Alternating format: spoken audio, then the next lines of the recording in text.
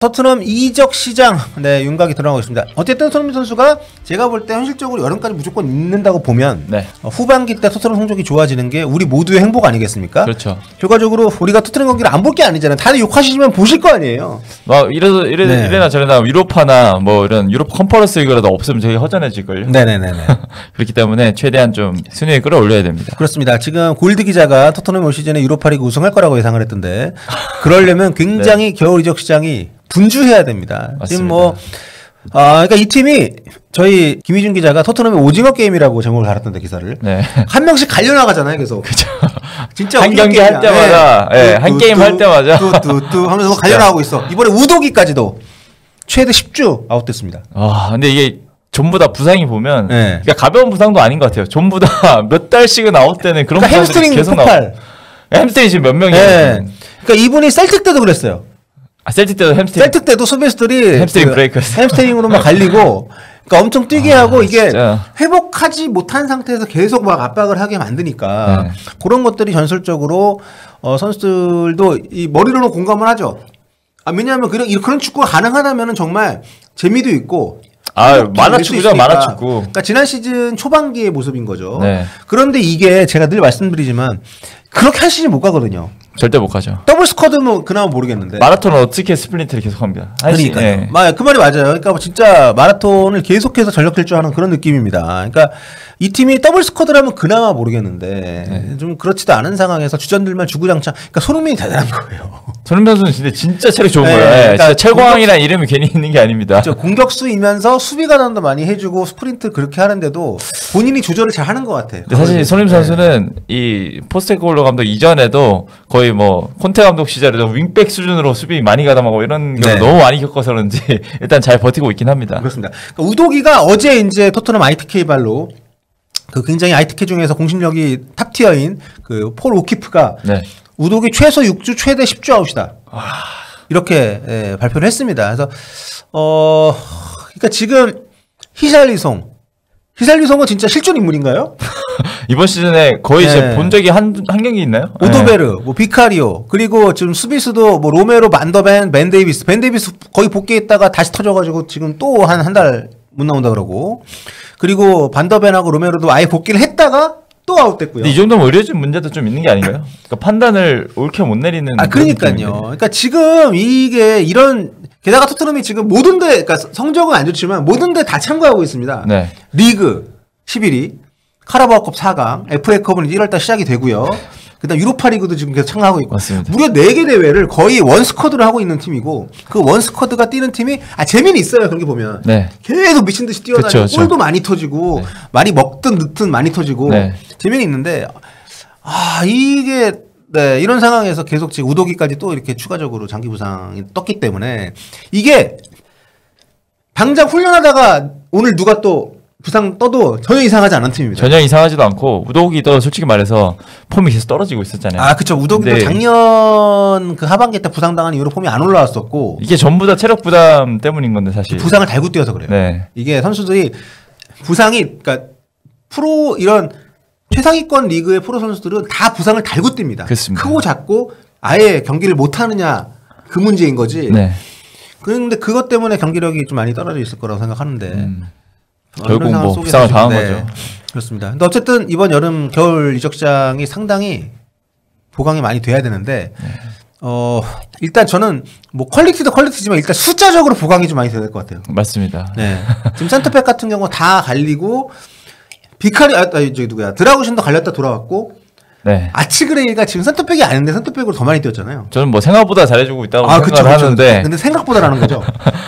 그렇다고 이제 토트넘이 이 모든 대회를 그 선수로 굴릴 만한 선수는 아니죠. 사실. 그렇습니다. 지금 그 센터백 추가 보강이 필요하다 해서 지금 뭐 나오고 있는 이름들이 밀란의 토모리, 그러니까 첼시에 있었던. 맞습니다. 토모리 같은 경우도 올 시즌에 좀 폰세카 감독 하에서 많이 밀렸거든요. 벤치도 많이 앉았고, 그런 상황에서 계속 이적설이 나오고 있었는데 또 변수도 있긴 합니다. 그렇죠.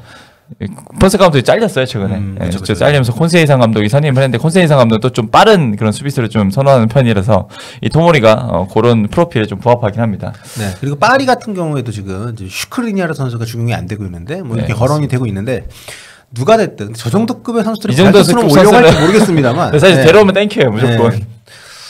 하여튼 뭐 얘기하신 것처럼 토모리가 발도 빠르고, 네, 뭐 피해 경험도 있고 선수들도 기사 볼 거 아니에요. 아, 그렇죠. 토트넘 오면 막 뭐 털릴 것 같아. 햄스트링 수비만 맨날 부상당하고. 토트넘 제안 오면 바로 햄스트링 만지면서 괜찮나 이런 생각 하지 않을까? 아, 저 감독 좀 미친 것 같은데.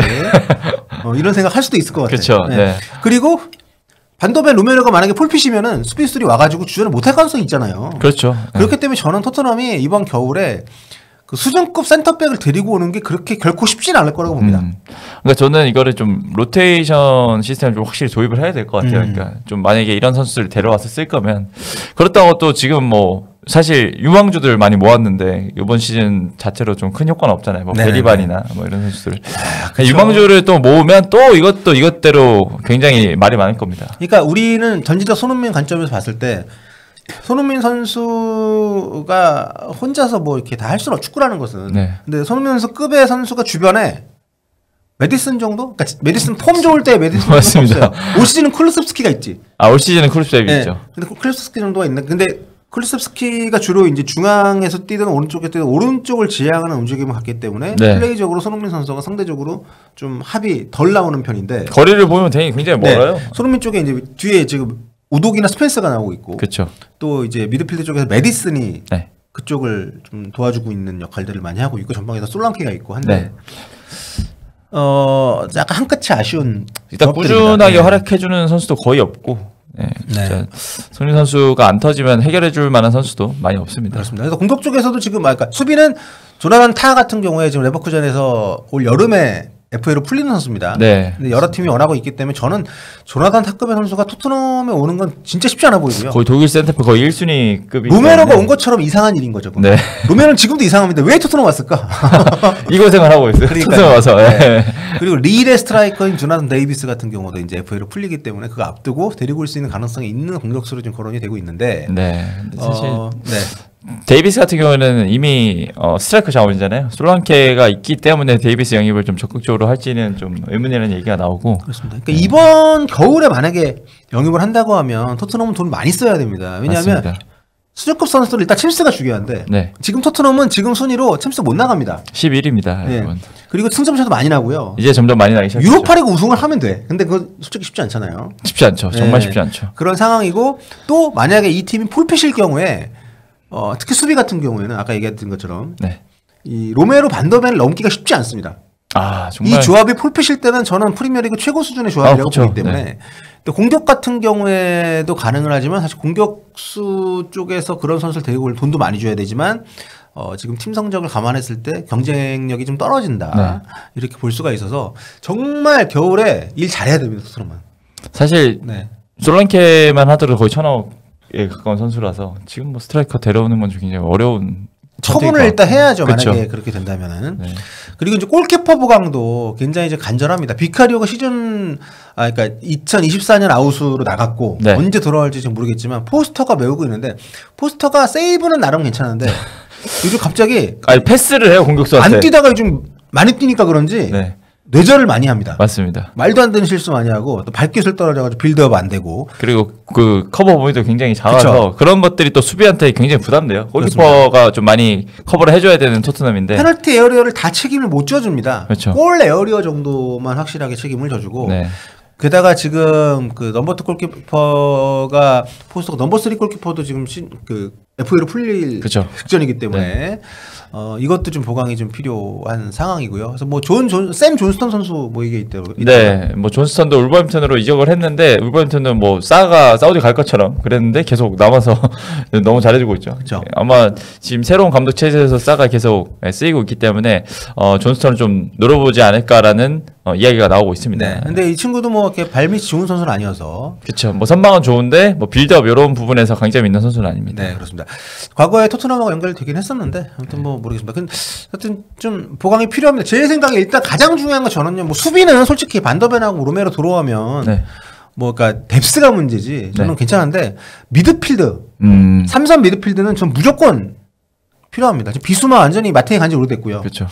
거기에 오히려 요즘에 베리바리 6번 위치 나올 때가 종종 있는데 베리바리 좀 나 비스마보다. 6번 자리 영입에 저는 전력을 기울이는 게 비수마가 시즌 초만 하더라도 굉장히 멋진 골 넣고 하면서 괜찮았던 것 같은데 진짜 한 시즌 폼이 온전하게 가는 선수가 없네요. 토트넘은. 벤탄쿠르 같은 경우도 좀 벤탄쿠르 경기의 감각이 엄청 떨어진. 저는 마음이 떠난 것 같아. 징계 받고 하면서 그러니까 걔가 그 행동을 잘했건 못했건 떠나가지고 이 나라가 자기를 싫어하고 자기는 아기가 아니었는데도 다들 억가를 당하고 자기를 억가를 당하고 있다 생각할 수 있죠. 그리고 훈민경도 괜찮다고 하는데 왜 다들 나한테 이러지? 그러니까 뭔가 누군가가 나를 싫어하고 벌 주고 이런 거를 느끼는 상황에서 그리고 벤탄쿠르가 사실 맘만 먹으면 갈 때는 많은 선수잖아요. 그렇죠. 저는 요즘 경기력을 보면 물론 꾸준히 경기를 못 뛰면서 폼이 떨어진 것도 있지만 주눅든 느낌도 좀 있어서 어쨌든 최근에 경기력이 조금 올라오긴 했는데 아무튼 그런 느낌들이 있어서 지금 중앙 미드필드 같은 경우는 저는 좀 보강이 좀 필요하고요. 황인범 추천합니다. 황인범 정말 괜찮은 매물이죠 사실상. 뭐 누가 됐든 저비용 고효율이 나올 수 있는. 그 위치는 저는 그러니까 뎁스 차원의 추가 보강이 아니라 주전급 선수를 데리고 와야 된다 봅니다. 막말로 그냥 뎁스는 부상자 발생했을 때 뭐 유스 땡거스든 뭐하든 어떻게든 뭐 물론 보강이 필요는 하지만 그렇죠. 우선순위를 봤을 때 그래서 감독 교체 얘기도 뭐 하시는데 저는 솔직히 지금 토트넘 스쿼드에서는요 어떤 감독이 오든 저는 쉽지 않다고 봅니다. 지금 맨유 부상은 덜 당할 수 있죠. 맨유 보세요. 맨유도 감독 더 안 좋아졌어. 바꿔지면 지금 더 안 좋아졌잖아요. 그러니까 이거는 이제는 사람들이 선수 문제인가 이런 생각을 하게 되는 거예요. 토트넘도 그쵸. 이렇게 감독만 계속 바꾸다가 언젠간 이런 생각할 타이밍이 올 수도 있습니다. 지금 뭐 순위 근데 이게 지금 되게 그래요. 그러니까 토트넘의 어떤 철학적인 부분이라든지 아니면 뭐 팬들이 원하는 방향성이라든지 이런 부분들은 포스테코글루 감독이 딱 맞아. 그렇죠. 주도하는 축구, 공격 축구. 근데 성적이 뒷받침이 안 되는 건데 이거는 뭐 사실 어떤 감독이 오든 쉽진 않습니다. 콘테 감독 때는 그나마 뭐 케인이라도 있었지. 그렇죠. 지금은 그때에 비해서 전체적인 스쿼드의 퀄이 뭐 높아졌다고 볼 수는 없는 상황이잖아요. 사실 뭐 셀틱에서 뭐 잘해서 넘어왔지만 뭐 챔피언십에서 정말 압도적인 경기를 보여주는 감독도 프리미어리그 오면 정말 힘들어하는 경우가 많잖아요. 그러니까 이거는 좀 비슷한 거예요, 사실. 그러니까 중소기업만 이렇게 하던 중소기업에서만 팀장하던 분이 대기업 와가지고. 그렇죠. 랩이랑 똑같은 거네요. 그렇죠. 랩이는 이제 사장이고. 그런 부분에서 좀 어려움이 있긴 한데 저는 그렇습니다. 뭐 많은 분들이 포스테코글루 감독을 안 좋아하고 저도 안 좋아하는 면이 있지만 저는 좀 그래도 기회를 올 시즌 끝까지 받을 만한 자격은 있다고 생각을 합니다. 다만 문제는 뭐냐면 융통성이 너무 없어요. 조금만 그쵸. 가미를 해도 이를테면은 뭐 된장찌개 좋아한다고 맨날 어떻게 된장찌개 먹습니까?